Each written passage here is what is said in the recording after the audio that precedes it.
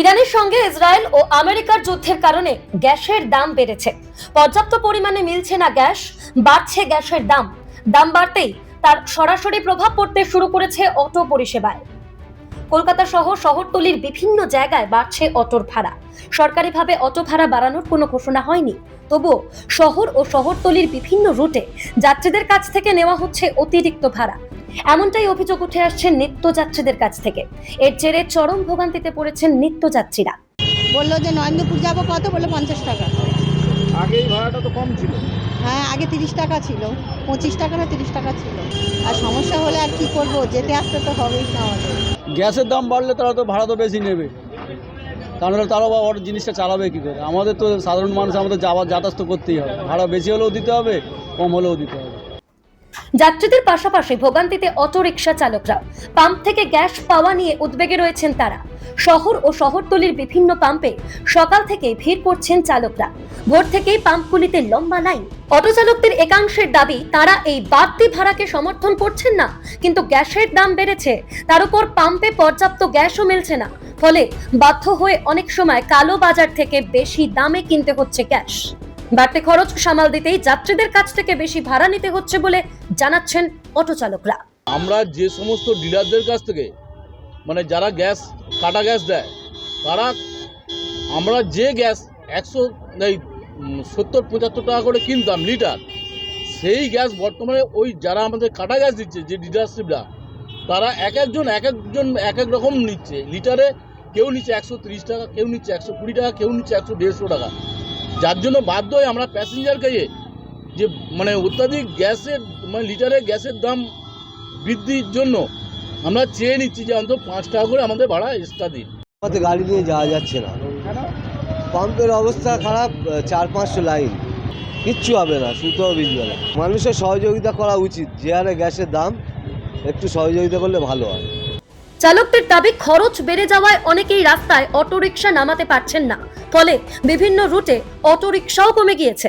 Auto ভাড়া বেড়ে আমরা গ্যাস পাচ্ছি না, পাম্পের গ্যাসে সে রাত তোমার এর তো 3টে থেকে লাইন দিচ্ছি, তাও সেখানে গ্যাস ভালোভাবে পাচ্ছি না।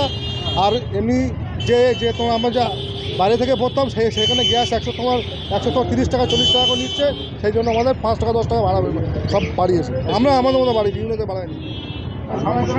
বাড়াইনি এখনো, কেউ বাড়াবে সব। সমস্যা তো পড়তে, গ্যাস অর্ধেক গাড়ি বন্ধ আছে, অ্যাডলাসে যান, গিয়ে সব দেখে নেবেন। 400-500 গাড়ি আমরা লাইন দিয়ে দাঁড়িয়ে আছে। কেন এই সমস্যাটা? গ্যাস পাচ্ছে না ঠিক কীভাবে। হঠাৎ এই ভাড়া বৃদ্ধিতে নাজেহাল নিত্যযাত্রীরা। প্রতিদিনের যাতায়াতে বাড়তি টাকা খরচ করতে হচ্ছে তাদের। যাত্রীদের আরও অভিযোগ, গ্যাসের দাম বাড়ায় বিভিন্ন রুটে অটোর সংখ্যাও গিয়েছে কমে। বাড়তি ভাড়া দিতে চাইলেও নির্দিষ্ট জায়গায় যেতে চাইছেন না অটোরিকশা চালকরা, ফলে দিনের বিভিন্ন সময় দুর্ভোগে পড়ছেন নিত্যযাত্রীরা। না, সেটা জানি না, দেওয়া হবে। ওরা বলছে এখন আমরা কামালগাজি অবধি যাব, গড়িয়া অবধি যাব না। আমরা পয়সা দিতেও রাজি থাকি, রাত্রিবেলা যখন গড়িয়া থেকে বাড়িপুরে ফিরবো, কিন্তু বাবুরা যাবেই না, বলে বাড়িপুর যাওয়া যাবে না। আজকে 5 টাকা করে বাড়ি দিয়েছে। হ্যাঁ, ওই যে আমি তো আসলাম গড়িয়া থেকে বাড়িপুরে, বাড়ি দিয়েছে 35 টাকা। অন্যদিকে রাজ্যে গ্যাসের মূল্য বৃদ্ধি নিয়ে ফের কেন্দ্রকে তোপ দাগলেন মন্ত্রী শশী পাঁজা। তিনি এক সাংবাদিক বৈঠকে বলেন, মুখ্যমন্ত্রী মমতা বন্দ্যোপাধ্যায় স্পষ্ট বলে দিয়েছেন, মোদী নারী দিবসে বিশেষ উপহার দিয়েছেন গ্যাসের দাম বৃদ্ধির মাধ্যমে। হেসেলে যুদ্ধ লাগিয়ে দিয়েছেন প্রধানমন্ত্রী। সেটা আন্তর্জাতিক মহিলা দিবস উপলক্ষে ভারতবর্ষের মহিলাদের জন্য একটা বিশেষ উপহার দিলেন নরেন্দ্র মোদী, এই যে গ্যাসের দামের বৃদ্ধির মাধ্যমে।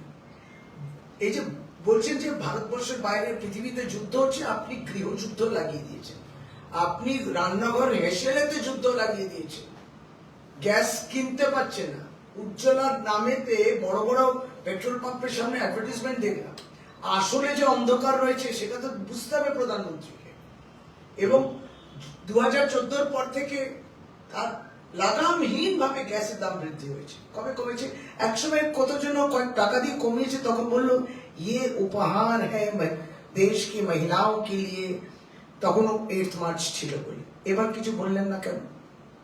ফলে খুব সাংঘাতিক অবস্থা। এবং এখন উদ্বেগের কারণ আরো বেড়েছে, এরা কালকে এসমা করেছে। কোনো কিছু দূরদর্শিতা নেই। আগাম আমরা সমস্যাটা বুঝে উঠতে পারছি না কেন। এবং এখন তো ধরুন এই ডোমেস্টিক সিলিন্ডার নিয়ে আছে, আর কমার্শিয়াল সিলিন্ডার 2000 টাকা। ছোট বড় রান্না বাড়িতে করে, হোম কেটারিং গুলো করে, প্রত্যেকে প্রভাবিত। আপনি সমস্তটাকে তছনছ করে দিলেন।